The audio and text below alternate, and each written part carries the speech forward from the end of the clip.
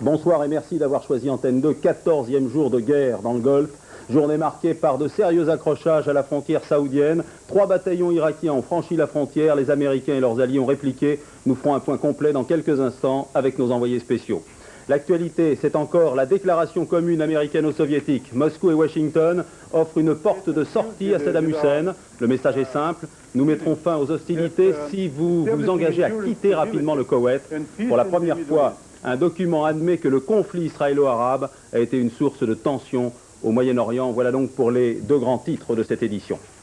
Toutes les dépêches et tous les témoignages qui nous parviennent depuis quelques minutes confirment l'importance des combats qui se déroulent au nord de l'Arabie Saoudite. Ce sont les Irakiens qui ont donc engagé la bataille terrestre en attaquant la ville frontière de Rafji. 3 bataillons ont passé la frontière. Les Américains ont immédiatement réagi avec avions, hélicoptères et troupes terrestres. Les marines font également état de combats au corps à corps dans les rues de la ville. On va tout de suite faire un premier point avec François Cornet sur des images que nous venons à l'instant même de recevoir. François. Oui, nous allons tout d'abord écouter le général Schwarzkopf, le commandant en chef du dispositif allié, qui nous parle des pertes irakiennes. Il y a 41 chars irakiens qui ont été détruits, 12 véhicules blindés. 2 véhicules légers américains ont également été détruits, d'après ce que dit le général, par l'artillerie irakienne. Les Américains ont 12 tués parmi les Marines, mais on ne parle pas du tout des victimes dans les rangs irakiens.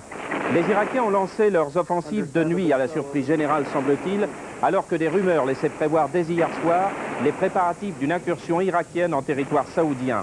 Des témoins près de la frontière du Koweït auraient même vu les soldats irakiens déminer un passage en direction de la frontière dans la ville d'Arafi. Les derniers habitants restés sur place auraient même prévenu les quelques journalistes présents dans la zone que les Irakiens s'apprêtaient à une action en direction de la grande raffinerie du nord de l'Arabie. Il y a eu 3, peut-être 4 incursions de troupes mécanisées irakiennes, l'une vers l'est, l'autre vers l'ouest. D'autres témoins auraient vu les blindés s'approcher de la frontière, le canon retourné, signe de reddition. C'était une ruse, les blindés irakiens n'auraient rencontré que peu de résistance dans la zone sensible du nord de l'Arabie et se seraient emparés d'Arafi sans trop de difficultés. Ce sont les troupes saoudiennes, semble-t-il, aidées par les troupes du Qatar, qui seraient intervenues les premières en contre-offensive, rapidement appuyées, vous l'avez dit, par les Marines, leurs avions arrière, leurs hélicoptères Apache et leur puissante artillerie que nous découvrons sur ces images.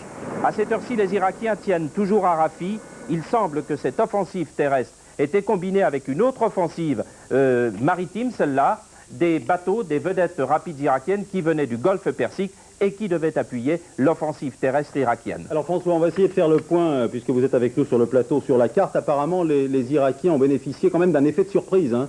Oui, tout à fait. Et pourtant, je l'ai rappelé tout à l'heure, beaucoup de témoins avaient vu des troupes qui s'apprêtaient à une offensive.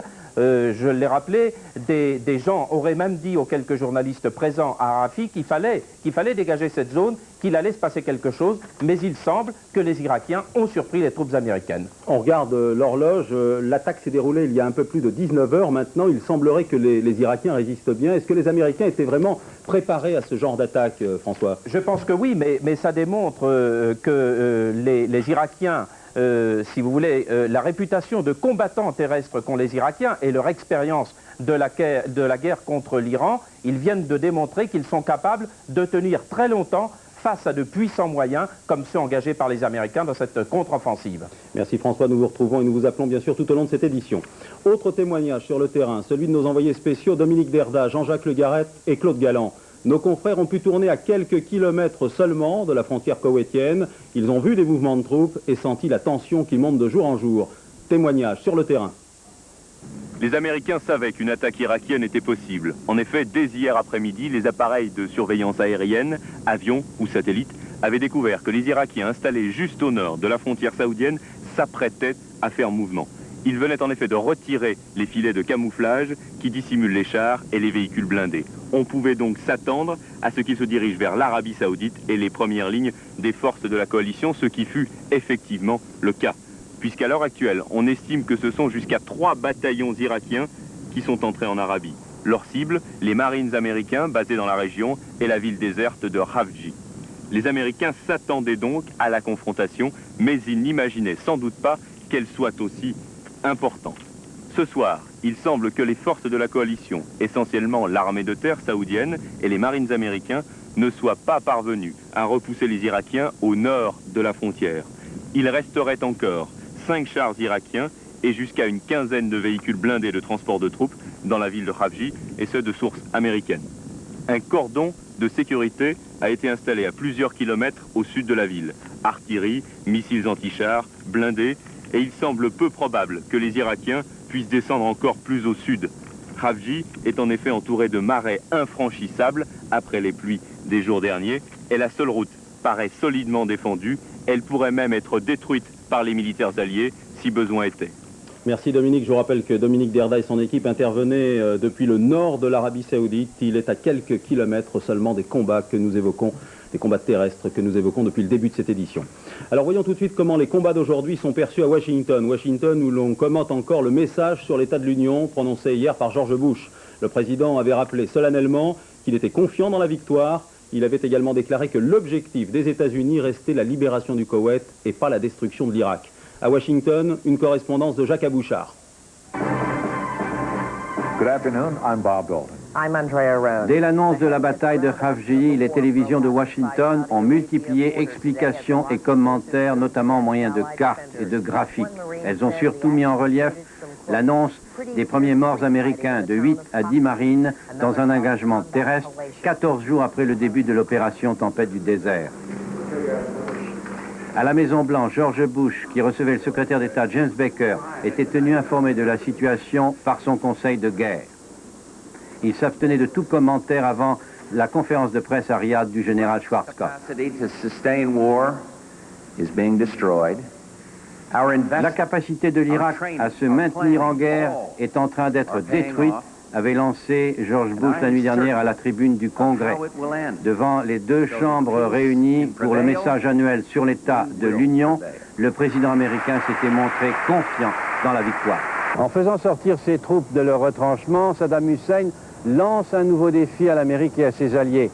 Il s'efforce d'engager le combat à une heure et sur un terrain choisi par lui. Manifestement, dit-on ici, il s'efforce surtout de bousculer les préparatifs militaires de la coalition. Et puis, avec ce baptême du feu sur terre, il entend peser sur l'opinion américaine, qui sera évidemment très sensible à l'annonce des premiers morts dans les rangs des GIs. Sans fléchir sur le fond, les États-Unis et l'Union soviétique ont offert hier une porte de sortie à Saddam Hussein. Si vous vous engagez à vous retirer du Koweït, on dit conjointement James Baker et Alexandre Besmernik, nous sommes prêts à contribuer à l'instauration d'une paix durable au Moyen-Orient. L'initiative va au-delà de la guerre proprement dite, et les deux grands ont fait la promesse de donner la priorité aux problèmes régionaux, notamment au conflit israélo-arabe qui est la corde la plus sensible sur laquelle joue fréquemment le président irakien. Pas de réponse de Bagdad, tout au moins pour l'instant. En attendant, voyons pourquoi et comment Moscou s'est engagé dans cette voie. Apparemment, Moscou, qui ne voulait pas d'un retour à la guerre froide, a fait des concessions sur les pays baltes. Corinne Pertuis. On l'a appris ce matin en entendant la déclaration commune d'Alexandre Besmernik et de George Bush. Il y a une contrepartie à la bonne entente américano-soviétique dans la guerre du Golfe. Washington l'a demandé, l'URSS devrait retirer ses troupes des pays baltes. Déjà, tôt ce matin, les 2/3 des troupes spéciales du ministère de l'Intérieur sont partis de Riga. Les fameux bérets noirs et les parachutistes qui ont à leur passif 18 victimes en Lituanie et Lettonie. Nous ne pouvons pas dire que les troupes se soient retirées de Lituanie, car les membres du gouvernement lituanien n'ont reçu pour l'instant aucune information officielle à ce sujet. Les troupes sont peut-être restées dans les casernes ou bien ont peut-être été évacuées. Nous ne savons pas. À votre avis, ils vont quitter les bâtiments? Ils doivent quitter ces bâtiments civils, sinon il sera très difficile à l'avenir d'établir un dialogue.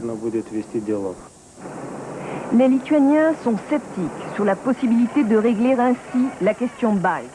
Mais l'important pour les deux grands, c'est que si le sommet Bush-Gorbatchev est reporté, il y a quand même une déclaration commune.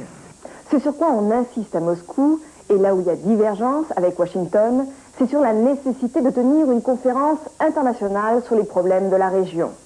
Cela permettrait à l'URSS de revenir sur le devant de la scène et de retrouver son rôle de superpuissance au Moyen-Orient. Retour à l'actualité, à la première grande vague d'attaques terrestres que nous évoquions en ouverture du journal. Si tout va bien, Marcel Triga est avec nous en direct de Daran.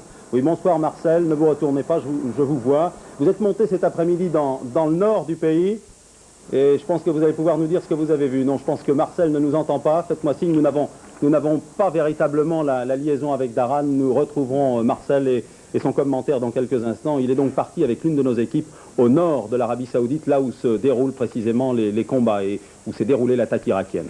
L'initiative soviéto-américaine est plutôt mal perçue en Israël. Yitzhak Shamir regrette que son pays n'ait pas été consulté par Washington avant la divulgation de la résolution.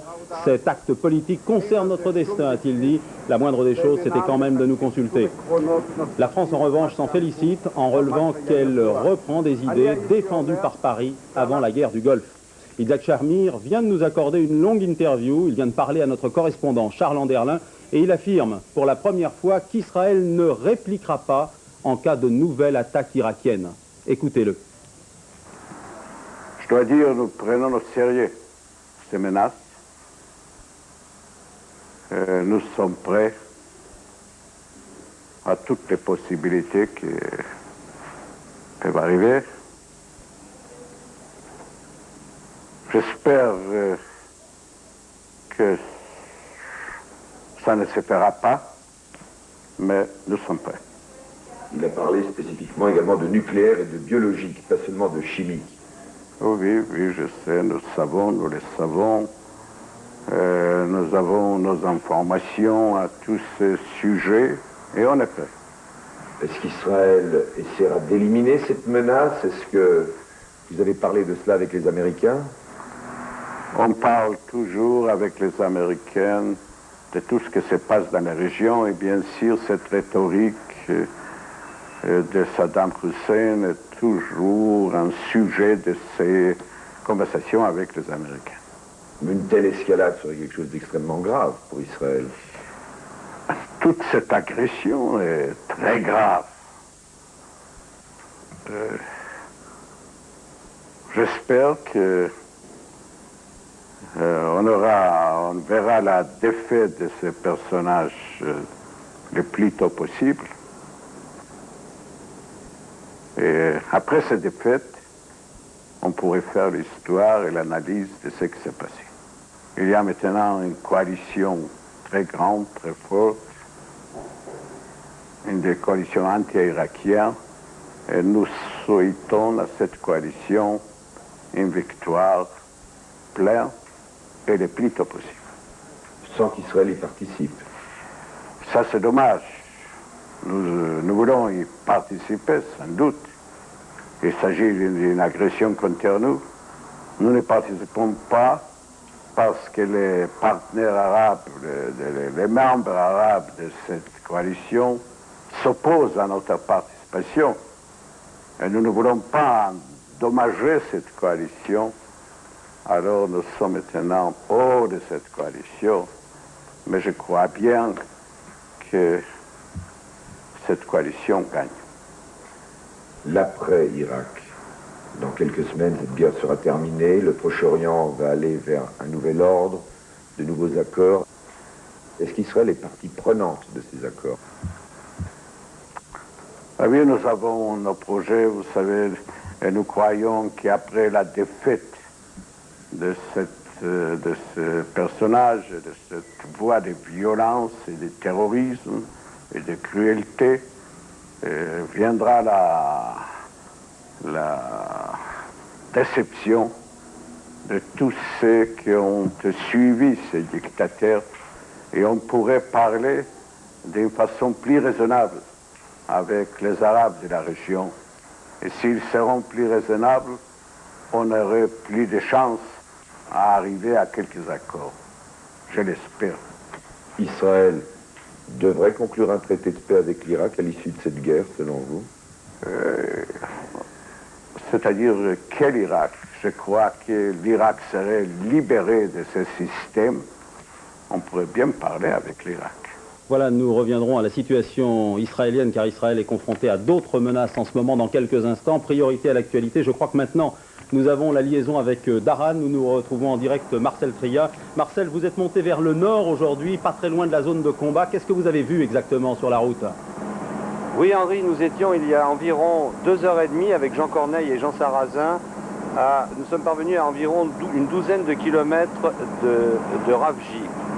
Il faisait une nuit assez sombre. Sur les bas-côtés dans le désert, énormément d'engins blindés, de tanks, et puis des véhicules militaires circulant dans les deux sens, tout feu éteint. Nous avons fait pareil, bien sûr. Et puis nous nous sommes trouvés peu à peu entourés d'automitrailleuses, puis nous nous approchions de Ravji, et d'automitrailleuses avec beaucoup de soldats qui semblaient être des Saoudiens ou des Qataris, ceux qui ont supporté le premier choc ce matin. Et nous nous sommes arrêtés auprès d'eux, ils nous ont dit que nous ferions bien de rebrousser chemin, nous avons jugé que le conseil était bon. Nous sommes donc repartis dans un étrange silence, la canonnade avait cessé, il était donc environ 7h30, 19h30, et nous sommes repartis dans l'autre sens en rencontrant des ambulances. Il y avait aussi des hélicoptères qui circulaient tout feu éteint à basse altitude, plusieurs convois de matériel médical, d'énormes quantités de matériel médical, et puis le charroi habituel, les engins du génie militaire et toutes sortes de matériel militaire qui montaient vers le front. Marcel, nous avons vous n'avez rencontré pas pu. aussi les fameux cars réquisitionnés utilisés pour transporter les troupes fraîches et qui redescendaient à vide. Merci pour ce témoignage Marcel, nous vous retrouverons peut-être tout à l'heure. Nous avons également Riyad en direct où nous attend Philippe Arwar. Philippe a assisté tout à l'heure à la conférence de presse du général Schwarzkopf que vous avez aperçu au début de cette édition. On a l'impression, Philippe, que les Américains minimisent un petit peu l'ampleur de l'attaque irakienne, hein. Vous avez raison, Henri. Nous avons suivi donc cette conférence de presse du général Schwarzkopf qui a duré 1 heure.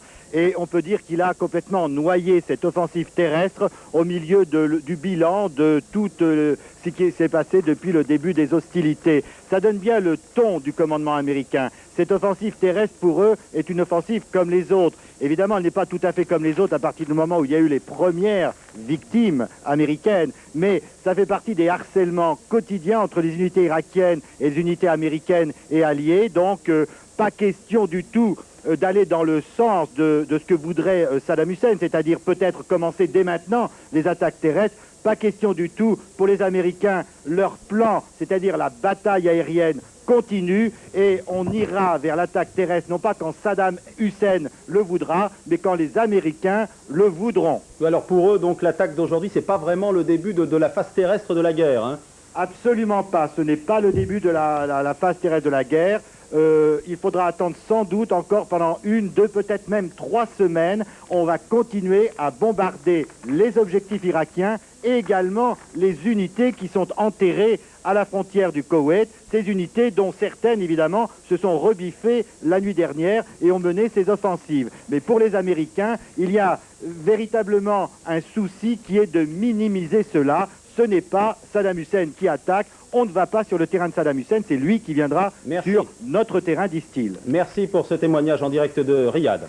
Israël, je le disais tout à l'heure, confronté à une autre menace. Je vous rappelle que pour la première fois depuis le déclenchement de la guerre, l'OLP a tiré des roquettes en direction du nord du pays. Les roquettes se sont abattues dans la zone de sécurité qui se trouve à la frontière libano-israélienne. Les forces israéliennes ont immédiatement riposté en bombardant le camp palestinien de Rachidieh, un camp qui abrite 17 000 réfugiés et où l'OLP dispose de combattants en armes. François Brabant, commentaire. Cette fois, il n'y a pas eu d'hésitation.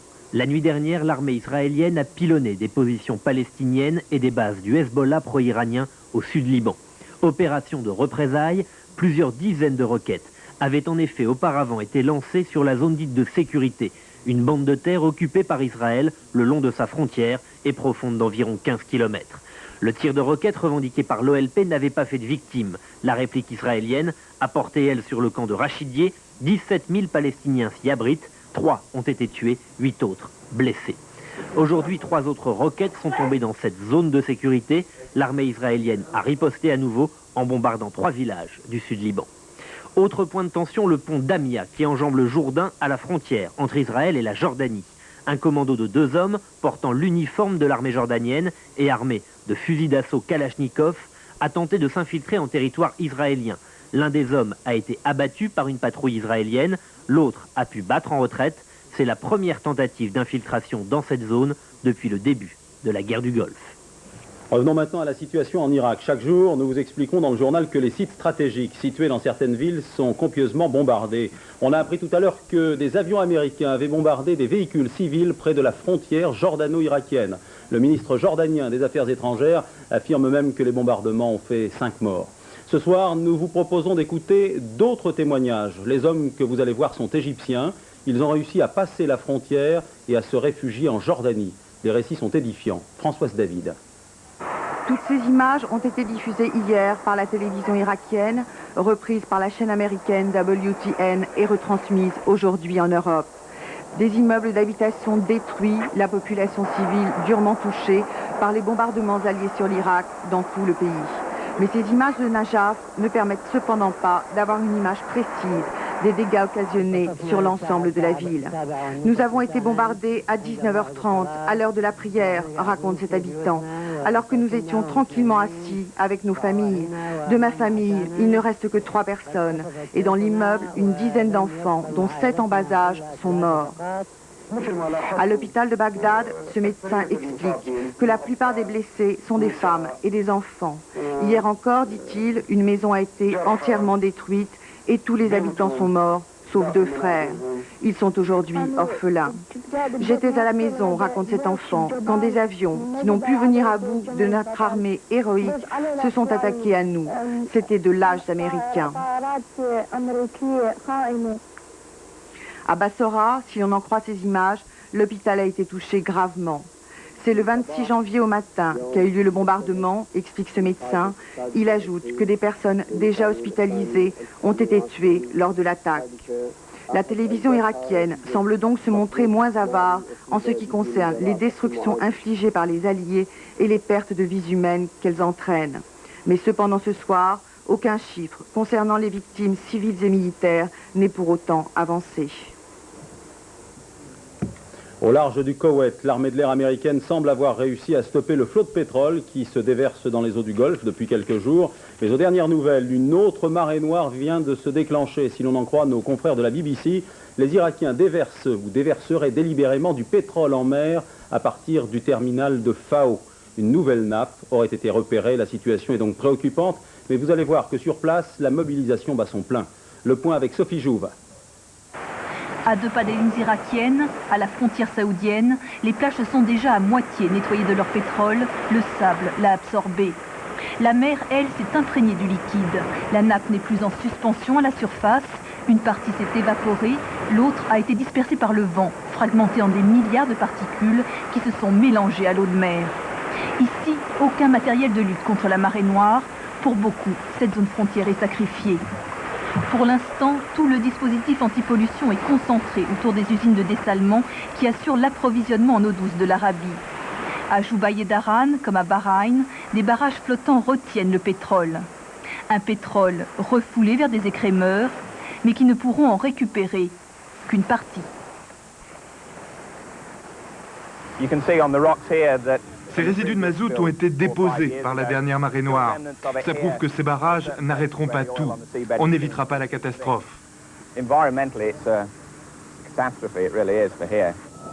Depuis ce matin, un tanker norvégien équipé pour pomper le pétrole tente de renforcer la protection des installations saoudiennes. Un signe que la mobilisation internationale commence à se mettre en place. 2 chargements de matériel ont déjà été expédiés par les compagnies pétrolières britanniques. Des équipements allemands et japonais devraient suivre. Ce soir, la marée noire évaluée à plus d'1,5 million de tonnes de pétrole est donc 6 fois plus importante que celle de l'Amoco-Cadiz, ne dérive plus vers le sud du Golfe. Les vents ont tourné et soufflent désormais vers le nord.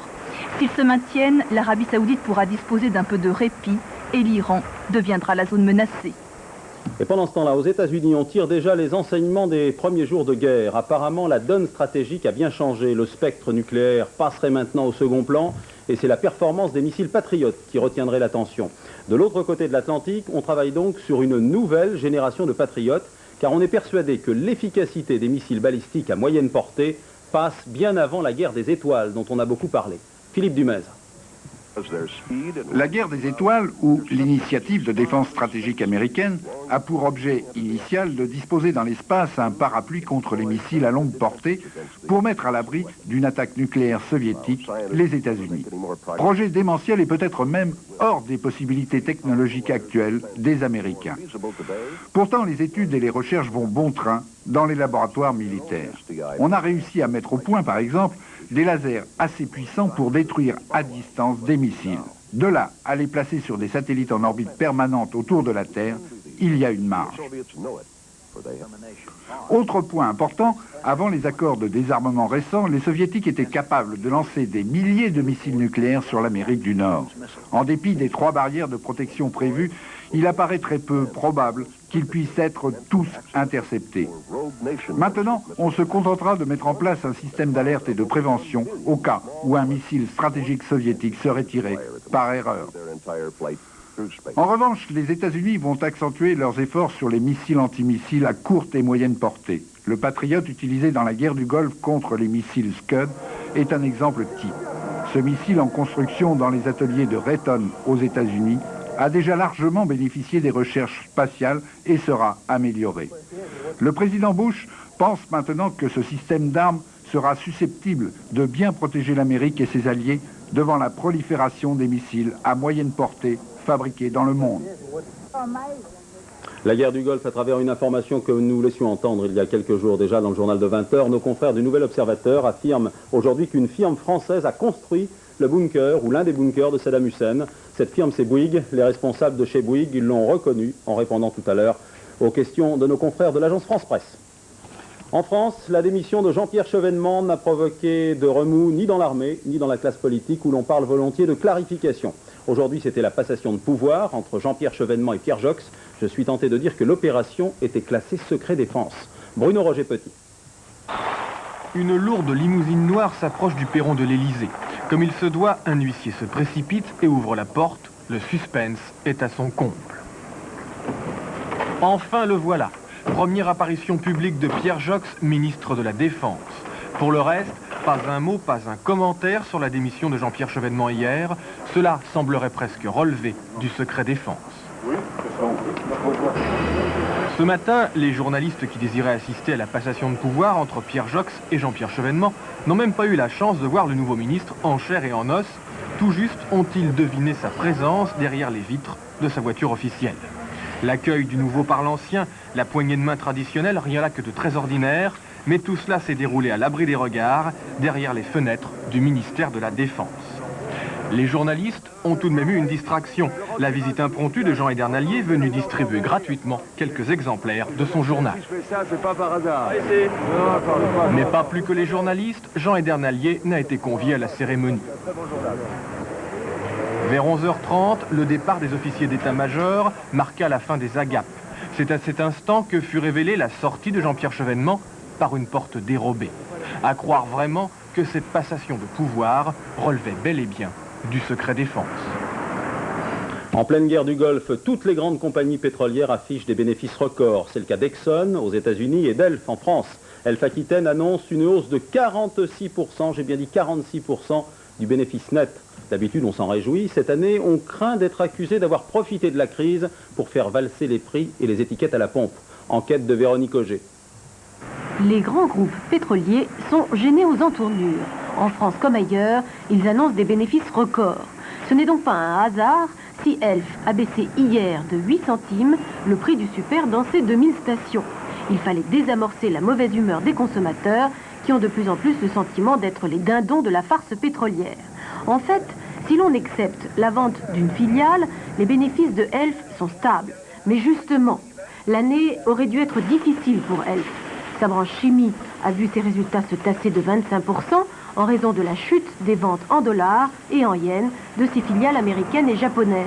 Et la branche santé-beauté de Sanofi régresse pour la première fois depuis longtemps. La très bonne vitalité du français provient donc essentiellement de 2 éléments. D'abord, la hausse du prix du baril au début de la crise du Golfe. Ensuite, la découverte de nouveaux gisements d'or noir dans des régions éloignées de la guerre, comme la mer du Nord, le Congo ou le Nigeria. Pour le président de Elf, l'année 91 s'annonce bien également. Ses objectifs, l'Est, avec notamment des recherches pétrolières en mer Caspienne, et l'Ouest, avec l'introduction du titre Elf à la cote officielle de la bourse de New York. Rapidement, les autres points de repère de l'actualité.